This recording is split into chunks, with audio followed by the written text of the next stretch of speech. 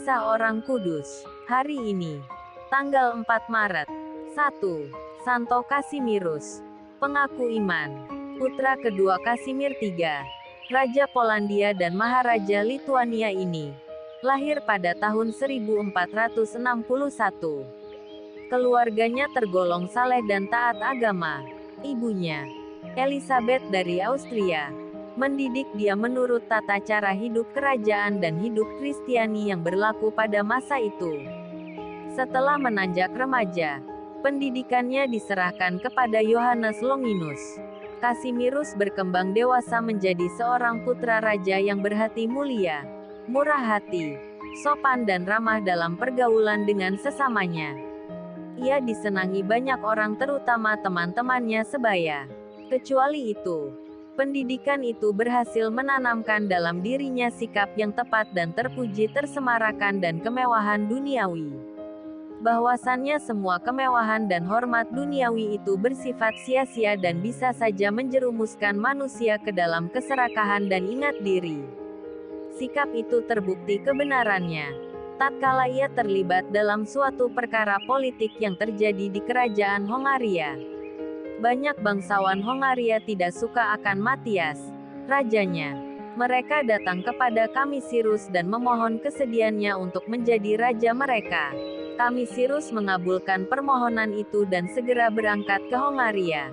Mendengar hal itu, Raja Matias menyiapkan sepasukan prajurit untuk melawan kerajaan Polandia. Tetapi perang tidak terjadi karena campur tangan Paus.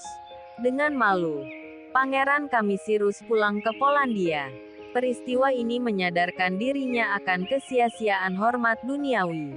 Maka mulai saat itu ia meninggalkan cara hidupnya yang mewah dan kehormatan duniawi, lalu memusatkan perhatiannya pada doa, puasa dan tapa. Banyak waktunya dihabiskan untuk berdoa. Pagi-pagi sekali ia sudah berdiri di depan pintu gereja untuk mengikuti perayaan Misa Kudus dan mendengarkan khotbah. Ia juga lebih banyak memperhatikan kepentingan kaum kafir miskin dengan membagi-bagikan harta kekayaannya. Cinta kasih dan hormatnya kepada Bunda Maria sangat besar. Omni Diehi, Maria mengasihi Maria, kini dan selalu, adalah semboyannya. Semua usahanya untuk memusatkan diri pada doa, tapa dan puasa membuat dia menjadi seorang beriman yang saleh. Ia menjadi orang kesayangan warganya, terutama kaum miskin di kota itu. Ia meninggal dunia pada tanggal 4 Maret tahun 1484 karena penyakit sampar. 120 tahun kemudian, kuburnya di Katedral Wien dibuka kembali dan relikuinya dipindahkan ke sebuah kapela. Tubuhnya masih tampak utuh dan menyebarkan bau harum. Tulisan doanya, "Mengasihi Maria, kini dan selalu," masih terletak rapi di kepalanya. Hal ini menunjukkan bahwa devosinya kepada Maria merupakan suatu persembahan yang berkenan di hati Maria. 2. Santo Lucius, Paus dan Martir. Lucius memangku jabatan Paus menggantikan Paus Cornelius pada tanggal 25 Juni tahun 253. Ia diasingkan selama aksi penganiayaan umat Kristen di bawah pemerintahan Kaisar Galus, dan baru kembali ke Roma setelah Galus meninggal dunia.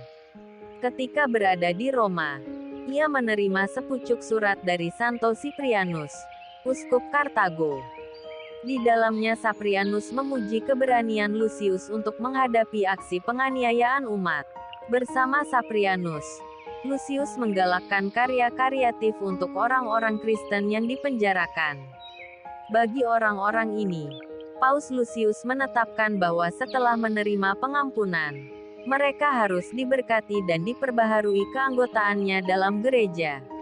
Lucius ditentang oleh Novatianus, seorang imam berkebangsaan Roma yang mengangkat dirinya sebagai paus tandingan selama masa kepemimpinan Paus Cornelius, 251–253. Novatianus menolak pengampunan kepada orang-orang Kristen yang murtad selama masa penganiayaan oleh Lucius. Pandangan Novatianus dianggap suatu bid'ah. Lucius meninggal dunia pada tanggal 5 Maret tahun 254. Jenazahnya dimakamkan di pekuburan para paus di Katakombe Santo Calixtus, di Jalan Appia, Santo Casimirus dan Santo Lucius. Doakanlah kami. Kak Carla Channel.